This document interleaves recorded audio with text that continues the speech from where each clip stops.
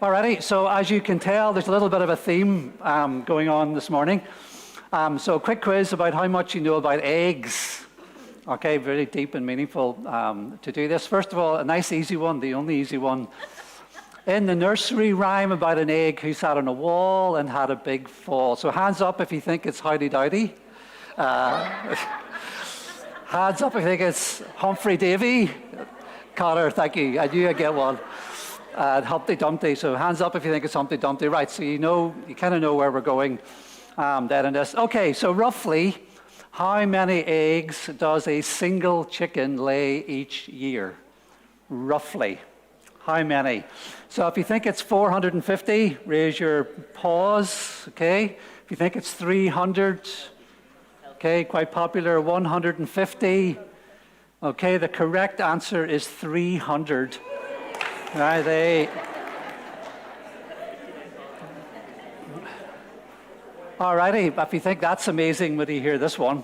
So, which country produces the most eggs each year? Is it the United States of America? Is it China? Or is it India? Okay, so if you think it's the USA, raise your hand. Not a lot of people. Okay, if you think it's China, raise your hand. Good number of folks. If you think it's India, raise your hand. Yeah, pretty much even spread. Well, the answer is China. Okay. Hardest to believe facts that I came across in the last week. And I had to check it about 4 times before I'd be willing to tell you guys, because it seems so unbelievable. So China is the world's largest producer of eggs. They make more than 50% of the total eggs produced in the world. If you took the next 6 largest countries after China and added their annual number of eggs, they still don't get to what China produces. Alrighty? 622 billion eggs every year. 622 billion eggs are produced in China every year. Now that's an omelette, definitely. Okay, tough one. Everybody knows that the yellow part of an egg is the yolk, but what is the white part of an egg called? Is it anumin, albumin, or albatium? Okay, so if you think it's anumin, raise your hand. If you think it's albumin, raise your hand. Very popular answer. Albatium, raise your hand. Well, I just made that one up, so that's a good reason not to do that one. It's the middle one, albumin, and I didn't know that until this week, I don't think. Okay, if you look at the surface of a chicken's egg, there's little dots. How many of these pores are there on the surface of an average egg? Is it 17,000, 1,700, or 170? So 17,000, if you think of 17,000, I think it's 1,700, pretty even, 170. It is 17,000. Next time you're looking at an egg, you can check. You could check that out. That one, no, that's going too far. Okay, so which bird produces the largest egg? All right, is it the ostrich, the cassowary, or the emu? We have some folks from Australia here, so they should know at least some of these birds. Although I can tell you the most scary bird I've ever seen is a cassowary. They are not nice-looking animals. Okay, so which one is the biggest? If you think it's ostrich, okay, very popular. You think it's a cassowary? Some people, if you think it's an emu. Okay, well, actually, most of you were correct. It's the ostrich egg, which is, I think it's, let me get this right, 15 to 20 centimeters long by 10 to 15 centimeters wide is your typical ostrich egg, which is round about 22 to 25 times what a normal chicken egg would be. Okay, last one is about different kinds of eggs. The most expensive eggs in the world are those made by Fabergé in the late 19th and early 20th century for the Russian Tsar, who commissioned them as a gift for his wife each year through that period, and then for some others. So how many do you think of these Fabergé eggs were made? Do you think it was 50? If you put your hand up. 30, if you think it was 30, or 20, if you think it was. Good popular answer. The correct answer is actually 50. There were 50 of these made right up until 1912, I think it was, from about 1874. And just a couple of years ago, the last one of these that was in private ownership was sold. And it was the Imperial Easter egg that Fabergé produced in 1875, and it's the one that the picture is of. And it sold for a very nice $30.2 million US dollars. You could almost buy a one-bedroom flat in Dublin with that if you had such an egg. So the idea of the Fabergé eggs were they actually were to conceal a gift. So although the outside was really beautiful and decorative, what people were excited about them was when you opened them, then inside there was something amazing, from little machines that had been made to precious jewels, or even a little portrait was done, I think, in some of them. So when I came across this fact, I was thinking about the fact, well, actually, there are these little surprises inside of Easter that might be worth and fun for us to have a little think about today. And so that's what this behind me is all about. I've got 6 eggs, and inside of them is something that represents one of the surprises of the Easter story. And we'll give this a go and see how we go. So I think you guys are going to help me, are you? So we'll start with this one. Can you open that one and see if you can find something in it? And if you can't, I'm in trouble. Yes, I can see it. Great, thank you. So what is it? It's a donkey. It's a donkey. Now, that would be a bit of a surprise if that's what you got for your Easter present, wouldn't it? And it was a bit of a surprise in the original Easter as well, because the gospel writers tell us that when Jesus arrived in Jerusalem, he rode into Jerusalem on a donkey. Now, I don't know if you were ever going somewhere important, or if the president of some big country was going to come and visit us. I can't imagine many of us thinking they're going to ride in on a donkey. It's not exactly the thing. But yet, in the Old Testament, even though back then a big white stallion or a big black stallion was what conquering leaders did, it did prophesy that Jesus would come on a donkey. In Zechariah 9 and verse 9, the prophecy was, "Rejoice greatly, daughter Zion. Shout, daughter Jerusalem. See, your king comes to you, righteous and victorious, lowly, and riding on a donkey, on a colt, the foal of a donkey." The first surprise of Easter was that when the Messiah, the Savior of the world, came to live among us, that he chose a donkey as his mode of transport. Why? Because he had come to make peace, not war. Okay, so that's number one. I don't know if it's safe to leave these sitting here, but anyway. Okay, number 2, you can just keep that for a minute if you would. If you try and open that. You might need a friend sometimes to help you. Okay, number 2. Yes, thank you. Give it a shake. Can you guys guess what that is? Coins. Can you guess how many? 30 coins, that's right. And you're totally welcome to take these afterwards because they're British coins mainly. and they were in a bag in my office, as you can see. Silver coins. Now, why do you think this bag has 30 silver coins? Who are we thinking about now? Who? Judas. That's right, Judas. Because the second really surprising thing about the Easter story is that when Jesus did arrive in Jerusalem with his friends, one of those friends betrayed him in the worst possible way. Matthew tells us, then one of the 12, the one called Judas Iscariot, went to the chief priests and asked, "What are you willing to give me if I deliver him over to you?" So they counted out for him 30 pieces of silver. From then on, Judas watched for an opportunity to hand him over. Who would have guessed that? One of the 12 that had been with Jesus through all his public ministry would have betrayed him. That was a surprise. Okay, number 3.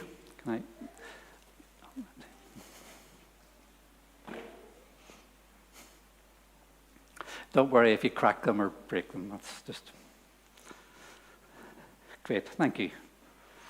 So this is a cross. I chose this one because it's made up of broken pieces. That seemed to make a good theme to me.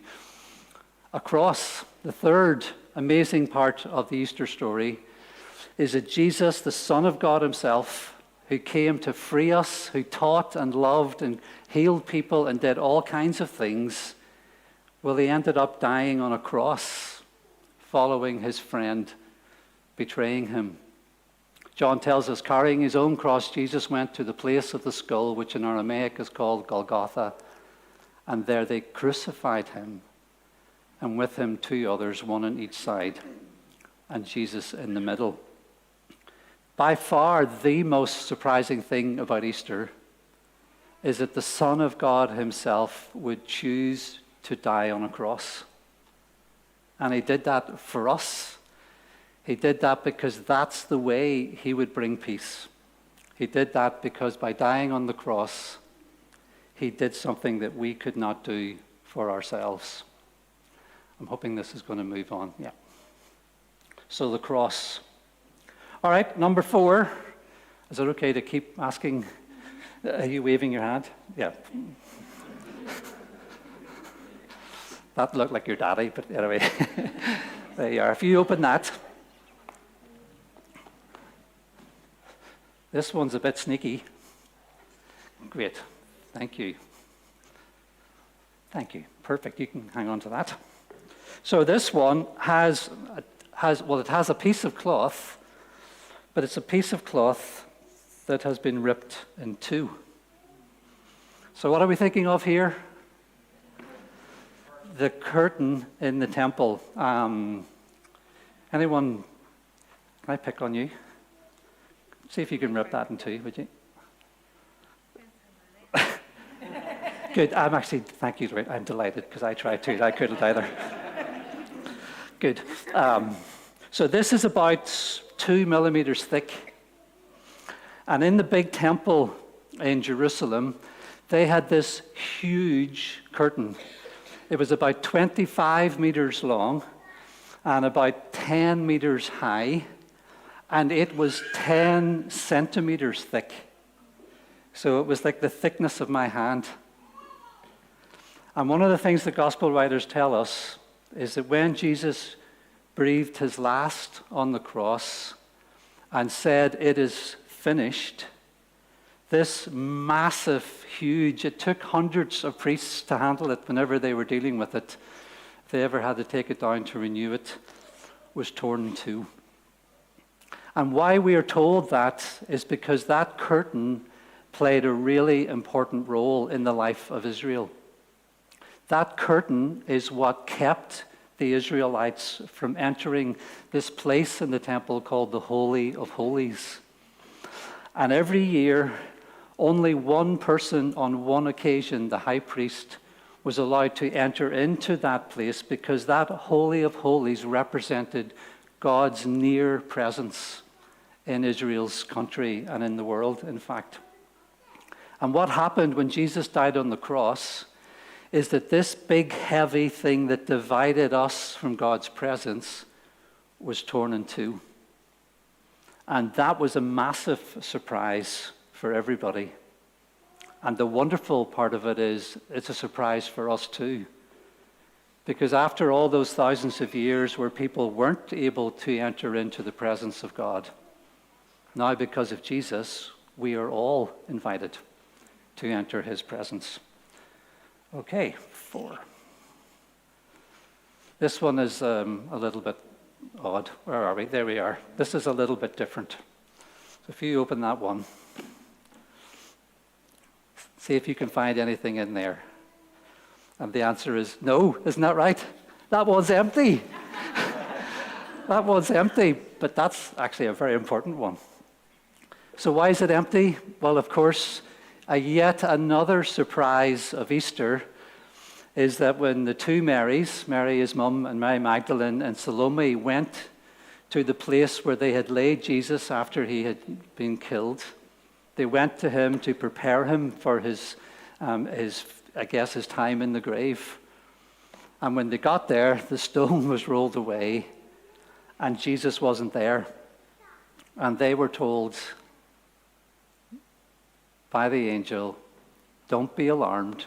You are looking for Jesus the Nazarene who was crucified, but he is risen. He is not here. See the place where they laid him.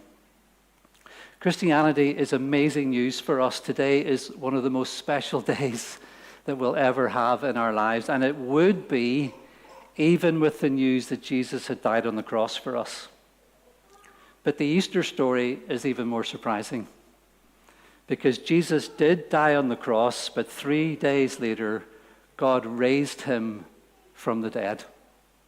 And we celebrate that and remember that in our time together today. But there's one more. Was there someone over here? Would you like to try and have a go at that one?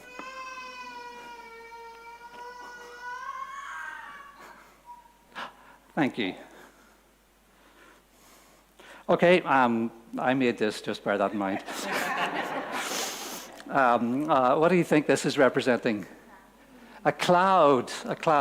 So what are we thinking about in the cloud? Because yet another surprising thing at Easter had to do with them.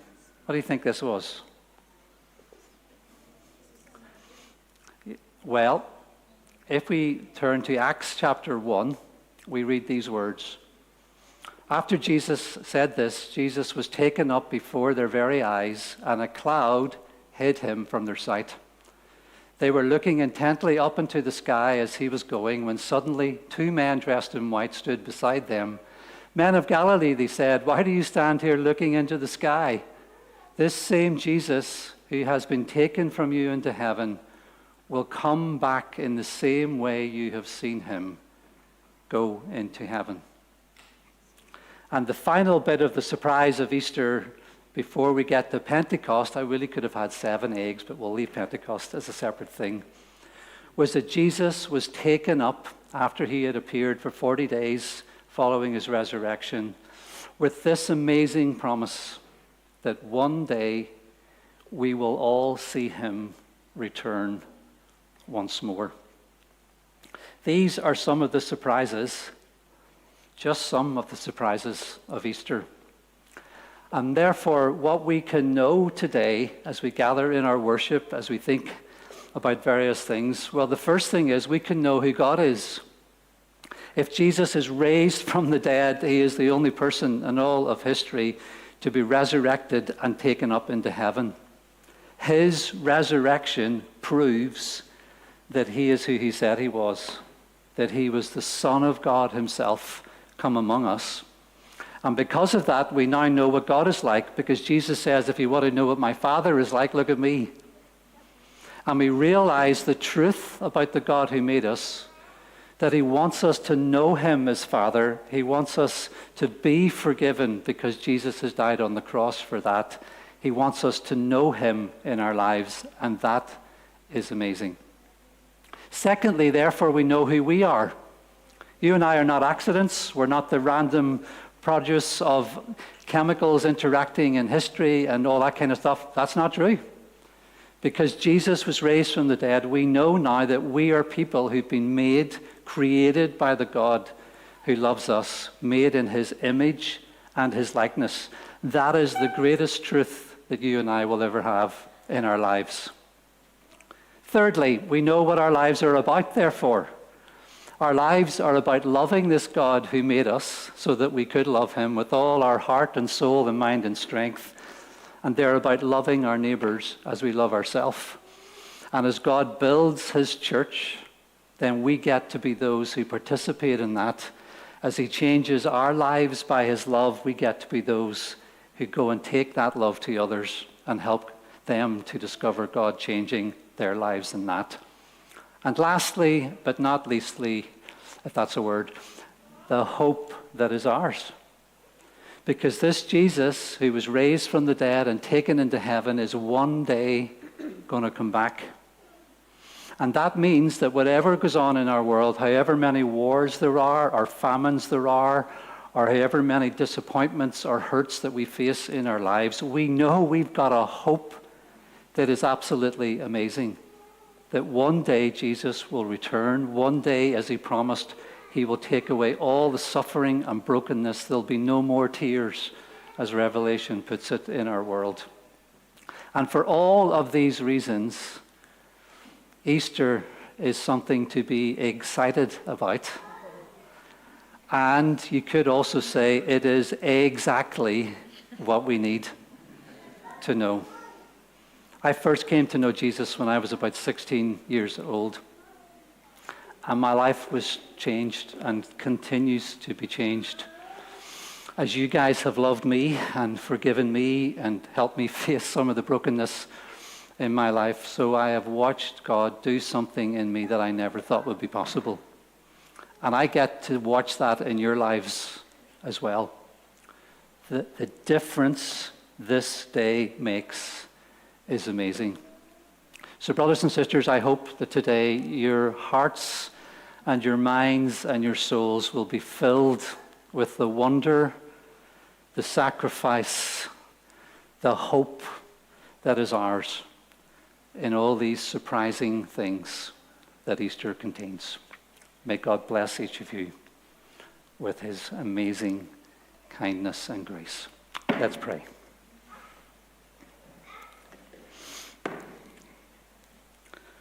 Lord, almost nothing about the Easter story makes sense. Just about everything that could be different than what was expected was different.